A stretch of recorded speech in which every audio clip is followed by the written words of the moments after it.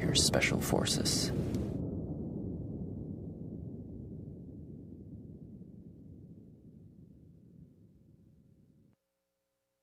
Kayo ay nakatutok sa DWDD AFP Radio.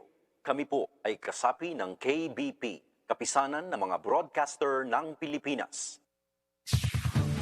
Ito ang DWDD 1134 kHz AM. Balita, impormasyon at musika. Ito ang DWDD AFP Radio. Boses ng Kawal Pilipino.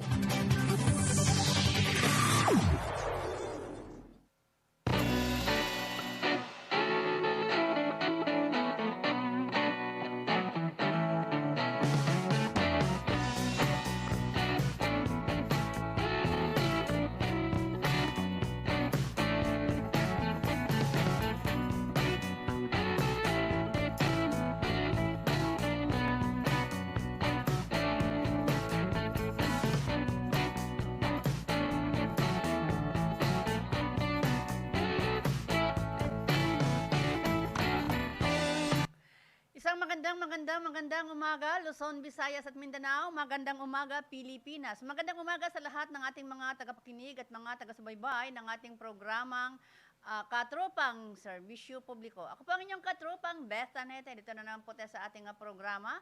Makipapakinggan tuwing Lunes hanggang Biyernes, alas 9 hanggang alas 10 ng umaga. Magandang umaga sa lahat sa ating mga katropa dyan, sa ating groups, miyempre.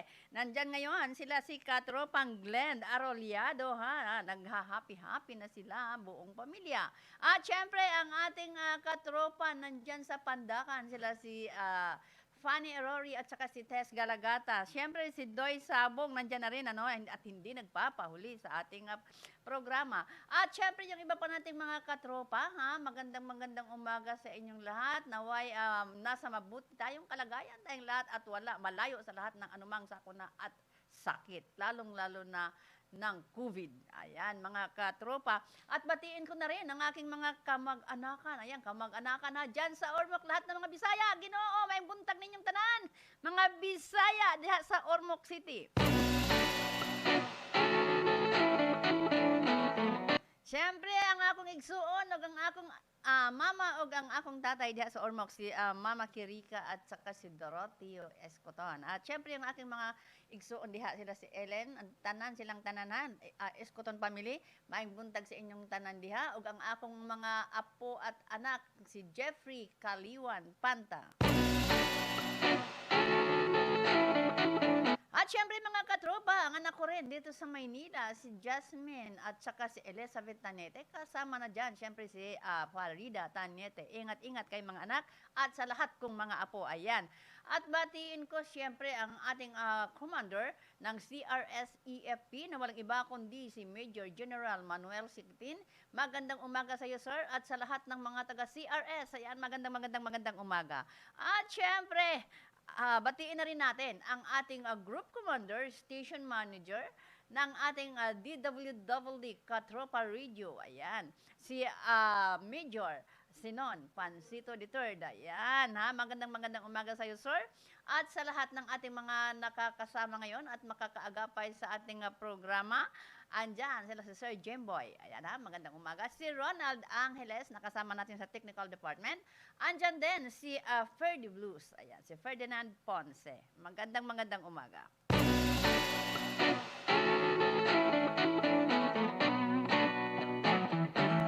Siyempre, si General Benito Ramos ng Cagayan, magandang umaga sa iyo, sir. At sa lahat-lahat, magandang umaga. At ang ating mga military police dyan sa ating mga gate, gate 1 to gate 6. Ayan, magandang umaga sa inyo at palagi sila dyan. Umagang-umaga, nandyan na sila at ating nakakasalumuha at nakakasalubong dyan sa ating mga gate. Sila particular na, lalong-lalo dyan sa gate 1.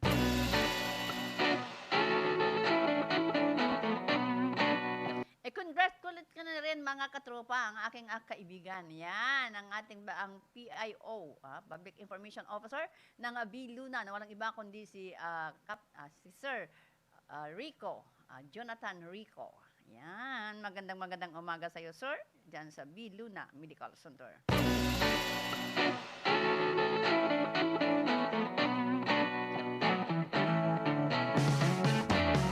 Okay mga katropa, maya-maya ay ating makapanayam, ano, yung ating, siyempre, yung chief naman ng Division Public Affairs ng 4th Infantry Division. Na maya-maya lamang, ano, at tatawagan natin siya para naman makapanayam natin siya regarding naman po dito sa mga activities. At siyempre, yung mga accomplishment ngayon ng 4th ID patuloy yung nagaganap dyan sa kanilang areas of responsibility.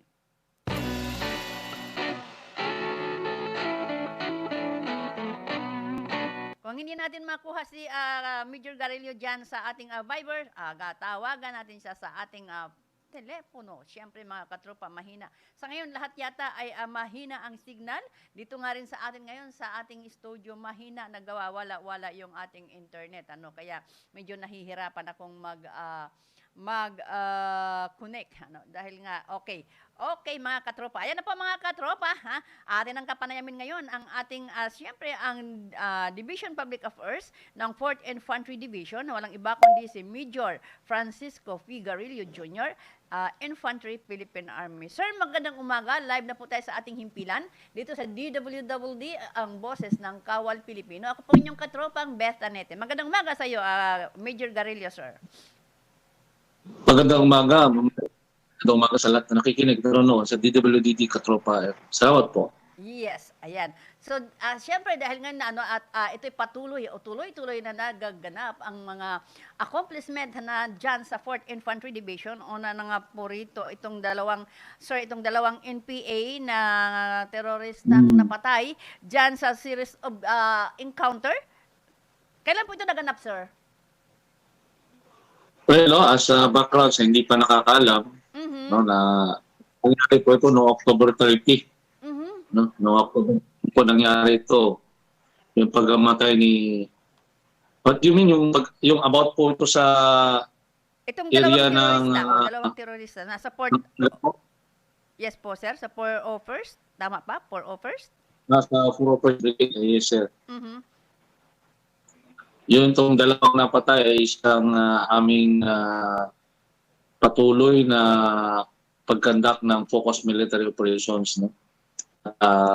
Sa tulong na rin ito ng mga kababayan natin na laging sumusuporta sa ating mga kasunduluhan ng ating ng information, no? Yung timely at saktong information. So, dalawa ang the New People's Army terrorists sa series of classes sa ating mga tropa, yung 1st Infantry Unified Brigade, ng 4th Infantry Diamond Division, composed of the 3rd Special Forces Battalion, the 75th Infantry Battalion, and the 44th Division Reconnaissance Company, have launched a simultaneous focused military operations against the elements of Regional Operations Command led by certain Edilberto Dabal Y.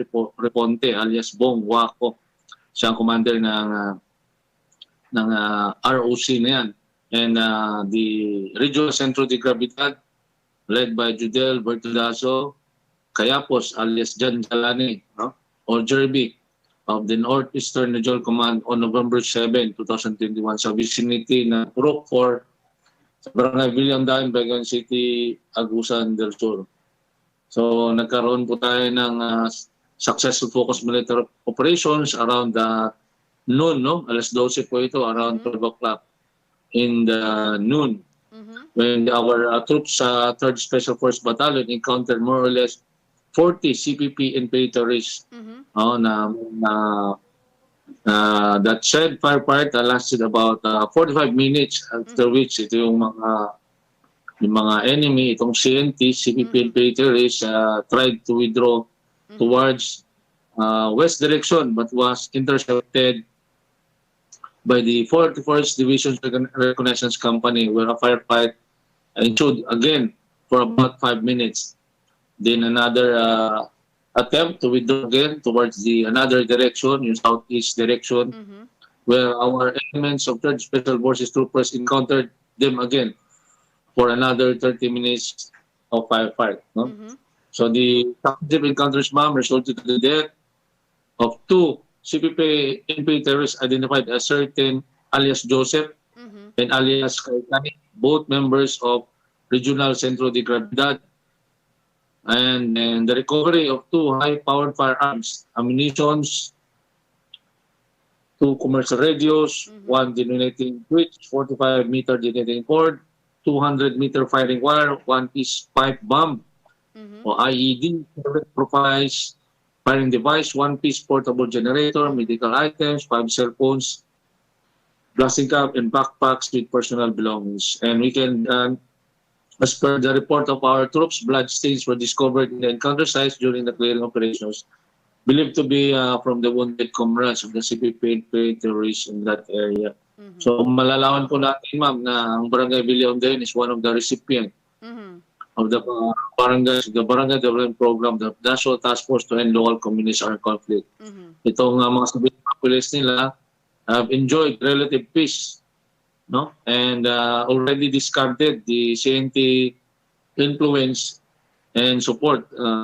That's why they reported to the proper authorities itong presence ng a large number of CPP terrorists temporarily conducting hiding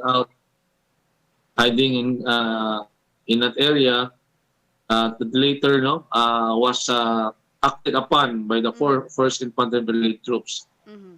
So, ito po nangyari at successful po tayo. Once again, yung significance ng participation ng civilian is indeed a critical factor sa ating kampanya against the insurgency, against the CPP and terrorists in our part dito sa 4th Infantry Diamond Division. Okay. So dito po ba, ito po bang nasawi o itong napas lang natin ng mga New People's Army, may nag-claim na po ba sa kanila na kanilang mga kamag-anakan po, sir? As of today, there was no reported activity such as that, ma'am. I believe when there's a claimant, ay nire-report po sa atin. That's why I can say na wala pa pong nag-claim. And we will give updates whenever na meron pong mag-claim ng mga patayang lawas ng kawawa natin mga kababayan na wala sa landas o napunta sa landas ng kapamakan dahil sa ginawa o pagre-recruit ng CPP and PNDF. Okay. So, saan ngayon itong bangkay nitong mga New People's Army po, sir? Well, unang-una, yung ating yung mga bangkay, I have yet to get the update on that. But as far as our troops is concerned, dahil sa it's either ito po ay dala na po, kasi November 7 pa po ito. So minsan yung kahirapan sa pagbabang isa sa mga factors na matagal itong naibababata. If there were already coordinations made with subordinate units about the cadaver ibababa. But as of now, there were no reports yet. Dumating na ba sila doon sa funeral homes na pagbababaan sa area ng Mawiwis. Okay. So, kumusta naman po ang ating mga tropa? Wala po bang nagkaroon na wounded sa ating tropa po, sir?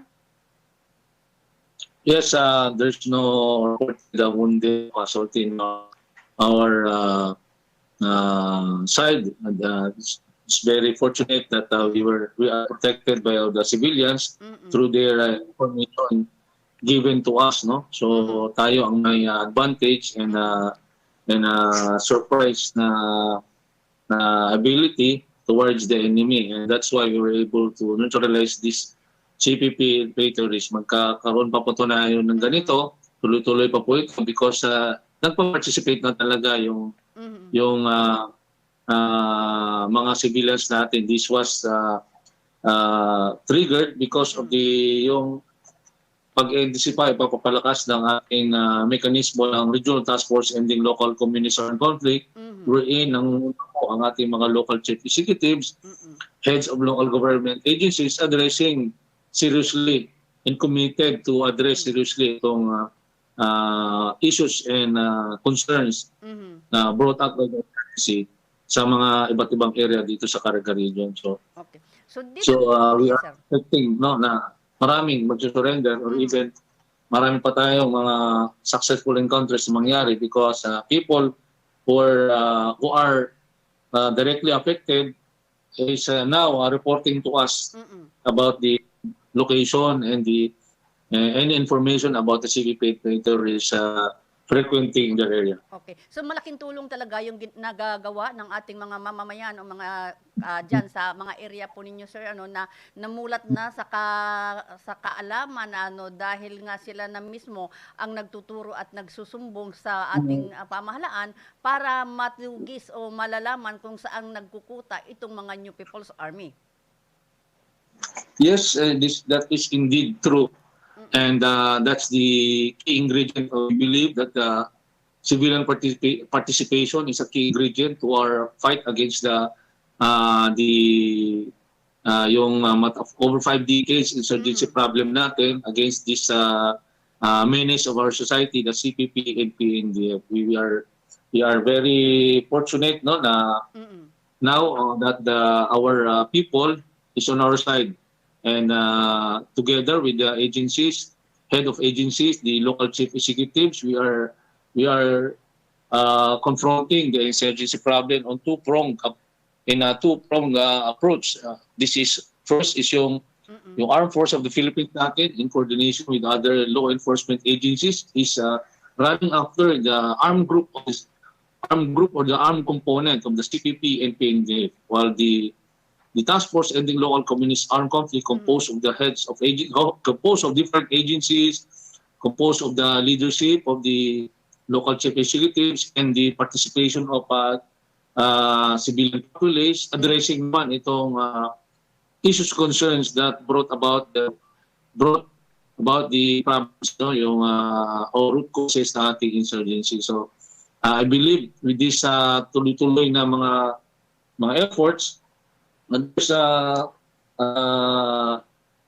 konting push na lang po ito, and we will be able to end this local communist armed conflict in our AOR and make the CPP and PNDF relevant and lawless element already. Okay. So, ito po kasi po tuloy-tuloy na yung mga nagaganap diyan sa inyong area, sir, itong mga pagsuko, itong mga nagkaroon ng mga encounter, pagkasawi ng mga leaders ng New People's Army. Kamakailan lang itong si Ka-Oris, At ito nga kamakailan din itong LGU, katuwang itong ating Philippine Army na isinurinder o diyan sa Impasugong ang ating Philippine Army ay nag-turnover sa itong yung abo ni Ka-Oris sa kanyang pamilya. Yes, after the remains of Oris and De La Peña, the Kapika alias Kapika, George Banlos alias Oris, Ka-Oris and Eiffel De La Peña alias Ka-Maui o Pika, after they were subjected to RT-PCR and were tested COVID-19 positive last November 2 from the result taken or released by the Philippine Red Cross, immediately cremated on last November 2. And after that, we awaited for few days na makuha sila ng kanilang families. And finally, last November 8, no? Last November 8, around 10 o'clock in the morning, the mother of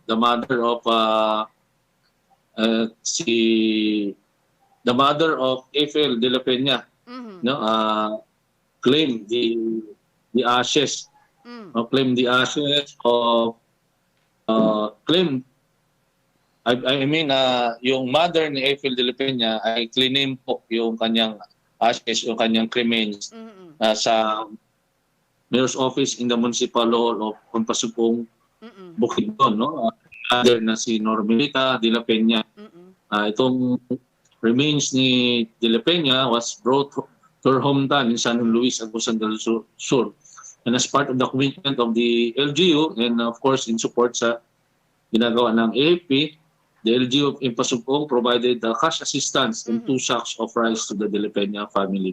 Okay. The HIB turned over the ashes or the remains to the LGU Impasugong, then LGU Impasugong turned it over to the mother. And yesterday, kahapon, the youngest of the siblings, of the Madlos siblings, has claimed na yung remains o cremated remains naman ni George Madlos alias Kauris nangyari sa Municipal Hall ng Pasukong, Bukidnon Province, no? Attended by Honorable Mayor, led by Honorable Anthony A. Uy, Municipal Mayor ng LGU of Ipasukong, Bukidnon. And they facilitated the processing and release of death certificate to Rido Madlos, while yung certificate of cremation and authority to cremate is made available upon request, no? Sino pa yung gusto mag-request. Okay. So yun po na-recap. And of course, the LGU in Pasugong, as part of a humanitarian consideration and even as an adversary, even enemy of the state, naniniwala din tayo na they deserve to be prayed for and let them be to rest in peace. So the LGU in Pasugong, the 8th IB of the 403rd Brigade of the 4th Infantry Diamond Division facilitated a holy mass for the repose of the soul of George Madlos and to allow him to finally rest in peace and may his soul rest in peace. Okay. So, dito po sir sa mga nag-claim o ito sa mga nasawing mga leader ng New People's Army katulad ni Kauris, ito po ba ay dahil nga siyempre may nag-claim mula sa kay pamilya ni Kauris, siya lang ba ang nagiging NPA o mayroon pa siya mga kaanak na nare-recruit din niya at na sumapi sa kilusan? As far as the information received from the Madlos family in our data, siya lang po yung NPA sa kanilang siyam na magkakapatid. Oh. And we cannot say, we cannot yet say or confirm or deny about other na mga relatives niya na kung meron pa na-recruit o wala, because as of now, wala po tayong napakang data as of that matter. So ano naman yung tugon ng mga ng pamilya ng mga ito sir na nakita nila na nasa ayos ang paglibing o itong nito ni Kauris, bagamat ito nga ay na marami ding napaslang nung siya ay nasa kilusan, na ngayon ay tinulungan pa ng gobyerno at ng siyempre ng ating mga kasundaluhan? Well, Rico Madlos conveyed his sincere gratitude to the LGU in Pasukong, especially to Mayor Anthony A. Uy of the Municipal Mayor of Pasukong, Bukidnon, and the Philippine Army, particularly the 8th IB of the 403rd Brigade, for the proper treatment and the whole warm welcome, as well as in facilitating the said criminal turnover.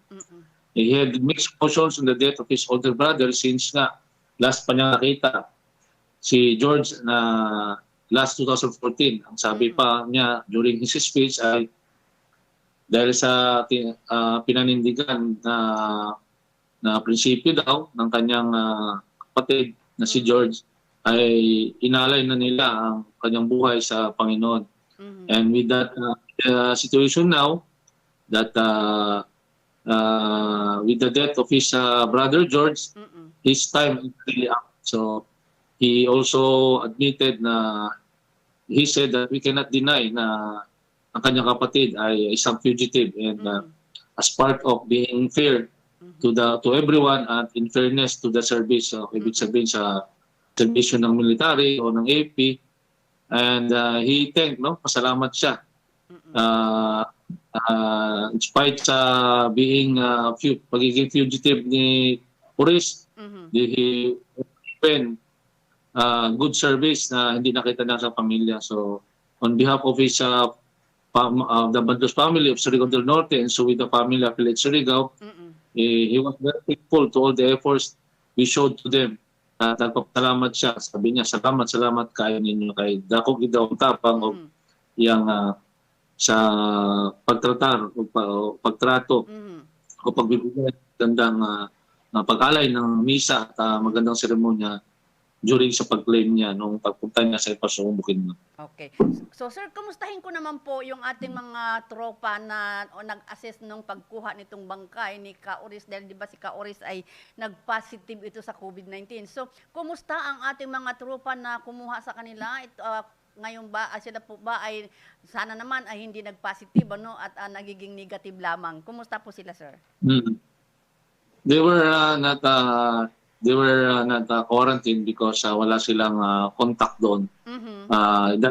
Pagdating doon, nandun pa rin si Kaols and he was immediately subjected to RT-PCR tests. No? So, with yung mga personnel ng IATF and naka-PP po sila. So, yun po yung, hindi po yung ating tropa. That's why tuloy-tuloy lang pa rin yung ating focused military operation and hindi po nakadisrupt ito. Okay. So, sir, maraming salamat po sa inyong oras at panahon na ibinigay ninyo dito sa ating programa. Baka mayroon pa po kayong nais iparating sa ating mga kababayan o mensahe po, sir, particular na yung ating mga nakikinig ngayon na hindi pa sumuko dyan sa inyong areas of responsibility po, sir. Our commander, Major General Romeo S. Brown Jr. of the 4th Infantry Diamond Division said that with the remains of Kaoris and Kapika finally turned over to their respective families, we hope it will put closure on issues raised on their deaths and let them rest in peace. So once again, our sincerest condolences to the brave families of George Madlos and Efrael de la Peña. True to our commitment and respecting human rights, consistent with the rule of law and in abiding with the existing COVID-19 protocols and guidelines, the remains were now properly turned over to their respective families. Though your AP claimed victory and that justice has been served for the people, we offer still our prayers to them. May their souls rest in peace. We urge the CPP and PNDF to stop saving face and create lies to deceive the people. Instead, they must own to their sins and hold their leaders and members accountable and responsible for all the crimes and injustices they have committed for the longest time against our people. We are confident that the Madlos and the La Peña families will not allow the remains of their loved ones be used and dragged by the CPP and PNDF's propaganda. We appeal them to let George Madlos and Efrael de la Peña finally rest in peace. Your 4th Infantry Diamond Division of the Philippine Army will now move forward. We need to push further. There's still so much work that needs to be done. We shall continue to focus on the most important and still daunting task ahead. That is the end game of the local communist armed conflict. Let's support each other. Thank you for the support and untiring confidence sa ating Armed Forces of the Philippines. Mabuhay po tayong lahat. Magandang umaga po. Yan. Maraming salamat po, sir, at mabuhay kayo dyan sa 4th Infantry Division. Yan po mga katropa, ang ating nakapanayam at nakasama sa ating programa ngayon. Walang iba kundi si Major Francisco Figarillo Jr., Infantry Philippine Army, Chief ng Division Public Affairs. Yan. Okay. So maraming salamat po mga katropa.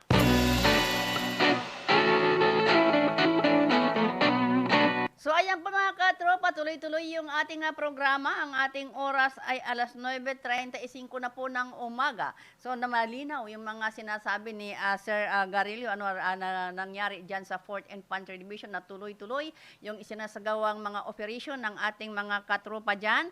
At tuloy-tuloy din ang pagsuko nitong mga New People's Army dyan sa area, lalong-lalo na nung nasawi itong si Ka-Oris. At ito na nga, nagpapasalamat din yung pamilya ni Ka-Oris dahil nga na kahit naman si Ka-Oris ay kalaban ng ating pamahalaan, ay siya ay nabigyan pa rin ng magandang ano man tawag nito, yung paglibing dahil nga siya ay na-cremate at na-turn over na siya ang kanyang yung kanyang ashes diyan sa kanilang mga pamilya. So maraming salamat sa ating mga kasundaluhan at syempre yung mga civilian nating mga kababayan dyan sa areas of responsibility ng 4th Infantry Division na tumulong sa ating mga kasunduluhan na ituturo kung nasaan itong nagkuta itong mga New People's Army.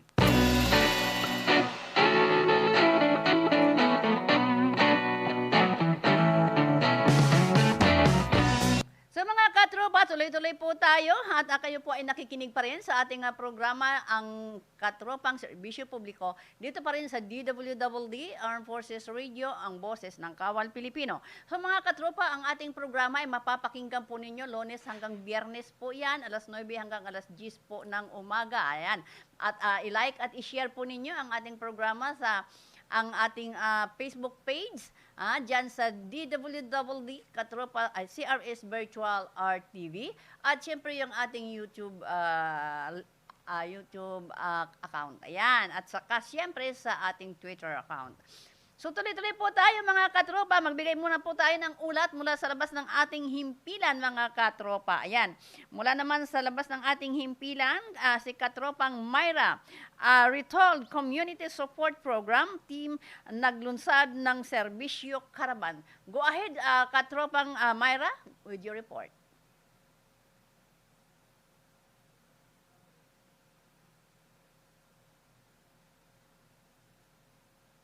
Okay, mga katropa, habang inaantay po natin. Okay, andyan na si Katropang Myra. Go ahead, Myra.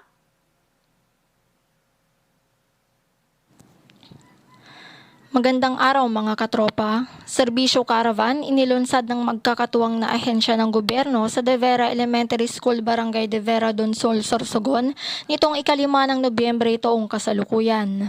Ang Serbisyo Caravan ay bahagi ng programa ng DILG na Retold Community Support Program na hatid ng iba't ibang ahensya ng gobyerno upang maging tulay sa pagpaparating ng mga pangunahing serbisyo sa mga barangay.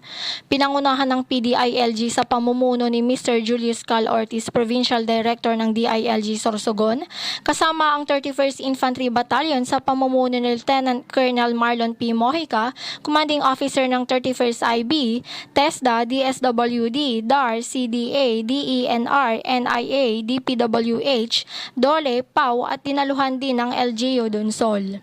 Ang bawat ahensya ng gobyerno ay nagbahagi ng kani-kanilang programa na umabot sa mahigit kumulang sa 150 na residente ng barangay. Isinaayos at pinagtibay naman ng Barangay De Vera ang kanilang mga barangay development plans sa tulong ng mga ahensya ng gobyerno upang matulungan sa mga pangangailangan ng kanilang barangay. Naghandog din ang kasundaluhan ng libreng gupit, libreng masahe, kasabay din dito ang pamamahagi ng mga tsinelas, mga kagamitang pangpaaralan at mga gamot para sa mga residente ng barangay. Ayon sa pinunong opisyal ng 31st IB na si Lieutenant Colonel Mojica, ang kasundaluhan ng 31st IB ay laging nakasuporta sa programa ng lokal na pamahalaan ng Donsol at sa mga programa ng ahensya ng gobyerno, lalo na sa pagpaparating ng serbisyo publiko sa mga sorsoganon, lalo na sa mga liblib na lugar. At yan ang balita mula dito sa 2nd CRG Southern Luzon Command. Ito ang inyong Katropang Myra para sa DWDD Armed Forces Radio, ang boses ng Kawal Pilipino.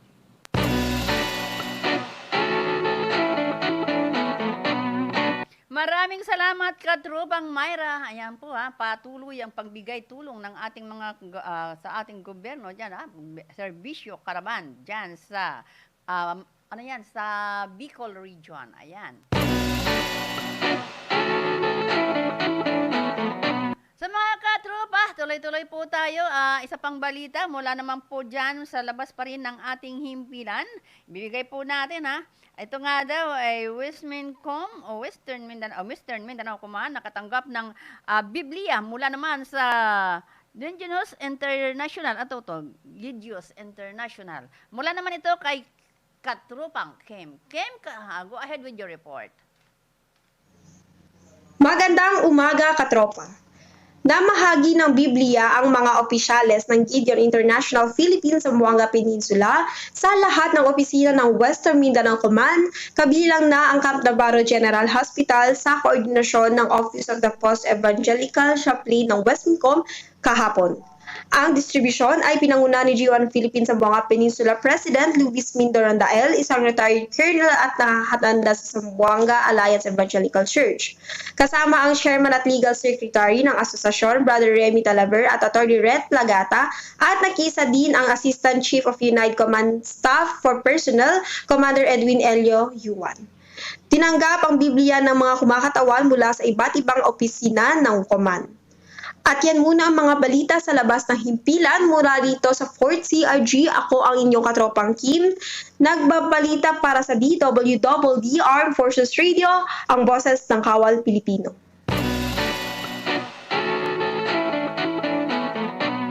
Maraming salamat Katropang Kim sa iyong report. Ayan po mga katropa, tuloy pa rin po tayo. Ang ating oras ay alas 9:41 na po ng umaga. Yes mga katropa, ang ating programang Katropang Serbisyo Publiko, mga katropa, tuloy-tuloy lang po kayo makikinig at sumabaybay sa ating programa. Bukas po, ang ating makakapanayam po bukas ng umaga, alas 9 hanggang alas 10 po yan, ay ang ating namang isa sa ating mga kinatawan dyan sa Biluna Medical Center. Regarding naman po ito sa rollout ng vaccination dyan sa kanilang area, sa kanilang hospital, at ito po ay doon nga sa mga nag-edad, edad 8 taong gulang pataas, ayan, 8 years old, na dependent ng ating mga kasundaluhan, ay nagkaroon din ng vaccination dyan. Ayan ha. At magsimula yata yan nung isang araw pa. So bukas naman ay kapanayamin natin dyan ang kanilang tagapagsalita. At sa Friday, meron din tayong makapanayam na iba namang mga kasama natin. At tuloy-tuloy lang po yan. At antabayanan din po ninyo ang pagdating naman ng ating AFP-PGMC dahil syempre sa ngayon ay wala pa po si Sir. Palagi lang siyang, kung hindi na palaging nalilate sa kanyang araw. Si Sir Commander Marayan. Ayan, si Commander Marayan, Philippine Navy ng AFP-PGMC. At syempre, kumustahin na rin natin yung ating administrator. Ayan, administrator ng OWA na si Administrator Hans Kakdak, na ngayon ay nasa kanyang misyon. Dapat siya ang ating guest ngayon, ay nasa kanyang misyon ng ating OWA administrator. Ayan.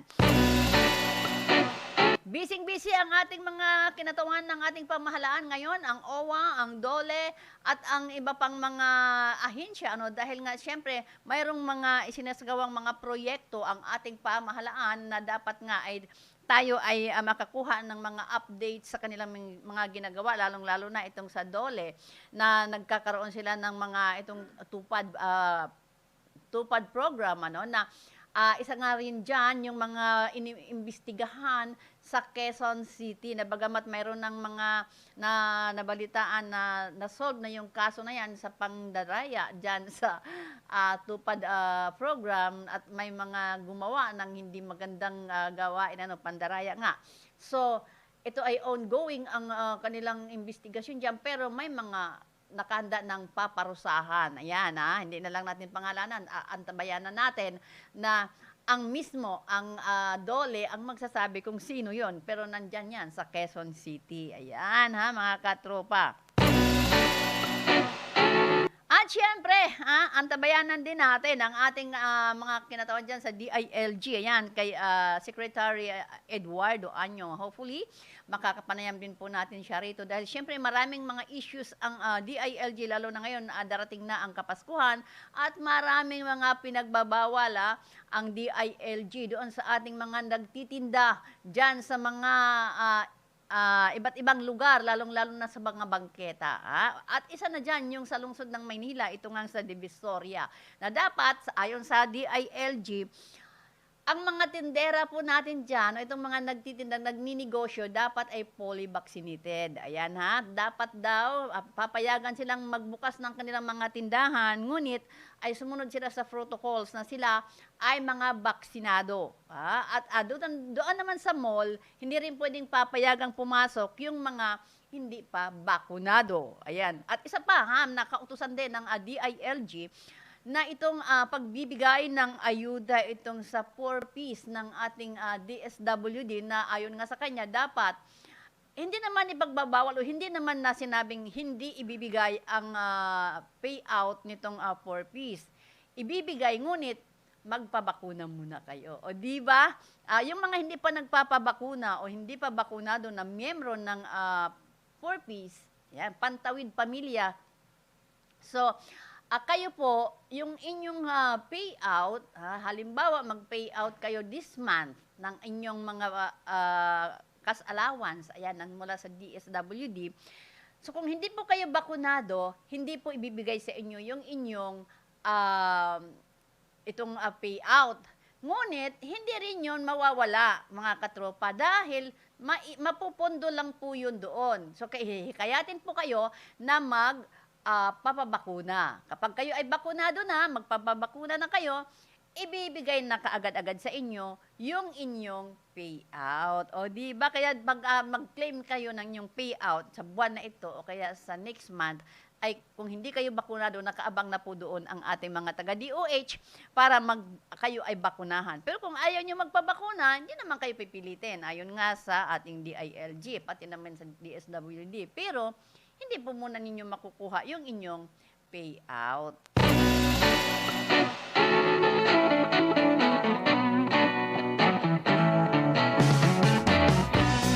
At doon naman, isa pa, doon naman sa mga ating mga magulang, yan, para sa ating mga guro. Dahil ito ngayon, tayo po, sabi nga ng isa pa, sa DILG pa rin, na prepared na ang ating mga eskwelahan para sa pagbabalik nitong face-to-face na classes.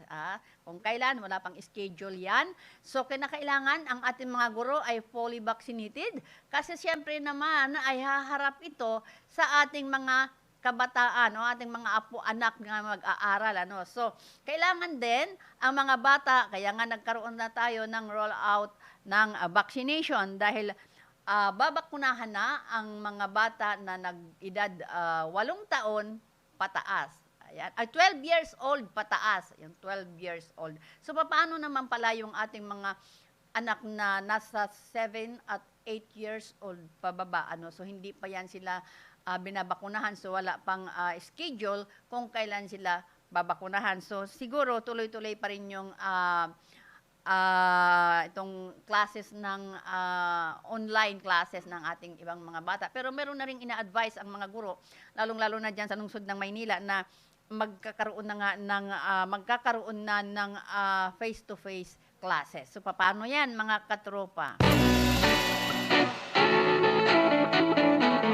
Ayan, magandang umaga kay Vista Fort, Eleanor. Ayan, kay Connie Fortes. Magandang umaga sa iyo at maraming salamat sa panonood. At ayan, sana, ano ang masasabi mo dyan na Mama Connie, Mami Connie, ikaw ba ay papayag na magkakaroon na ng face-to-face classes ang ating mga anak? Siyempre, ngayon ay hindi pa rin nawawala yung COVID-19. At bukas, atandin natin na bukas na i-announce na ng IATF yung pagtatanggal o hindi tatanggal ng face shield.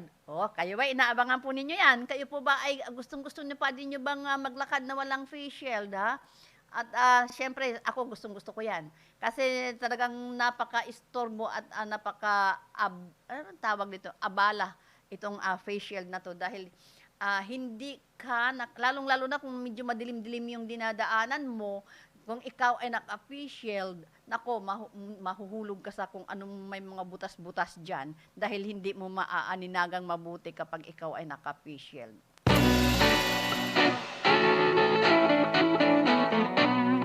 Pero mga katropa, hindi pa rin mawawala na hindi ka magsusuot ng face shield. Kasi nga, kung doon sa mga maraming tao, advice pa rin ng DOH na kailangan pa rin mag-face shield. Diba? Kasi para iwas ahawa ng kung mayroong mga virus. Pero doon sa mga open area naman, okay na kahit hindi ka mag-face shield. Pero ang face mask ay obligado kang magsuot. Kaakin, okay ako doon sa face mask na yan. Kasi siyempre, sa mga jeep, magkakatabi kayo. So, meron kang, basta meron yung hindi magandang di ba? Alam na natin yon. So, pabor sa atin yon. Para hindi na tayo magreklamo na, ano ba yung naaamoy ko? Di ba? At least kung naka-face shield ka, hindi ka na naka-face mask ka, hindi ka na magreklamo, mga katropa.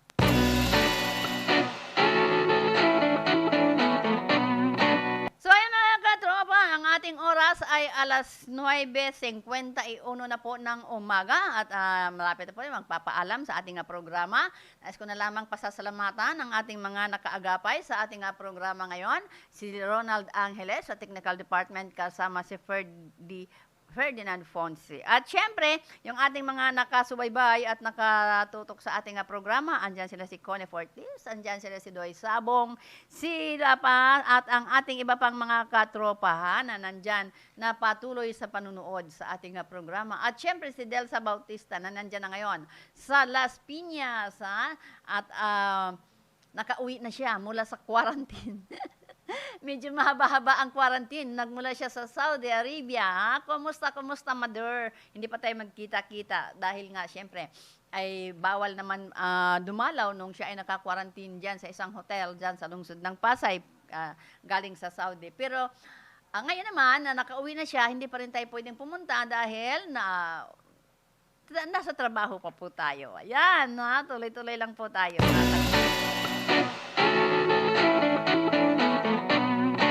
Okay mga katropa, maraming salamat sa lahat-lahat at sa Ormoc City maayong buntag. Daghang salamat sa inyong patuloy na paminaw ba kanang inyong i-review ang ato programa. Madaghang kayong salamat. Siyempre si Klima Kopitilo na dyan sa Ormoc City ng Ormoc Diesel. Maayong buntag nimo diha dong. At ang akong mga igagaw, mga igsuon tanan diha sa Ormoc City. At ang 802nd Infantry Brigade na nagsagawa na naman ng mga pagsasaayos dahil patuloy daw ang pag-uulan doon sa Leyte. Yan kaya kanilang inaantibayan kasi may mga area na nagkaroon na naman ng landslide. Okay mga katropa, susunod na ang programang Kumusta Pilipinas? Ako po ang inyong katropang Beth, Tanete, nagsasabing isang magandang umaga and God bless everyone. Ito ang DWDD 1134 kHz AM. Balita, impormasyon at musika. Ito ang DWDD AFP Radio. Boses ng Kawal Pilipino.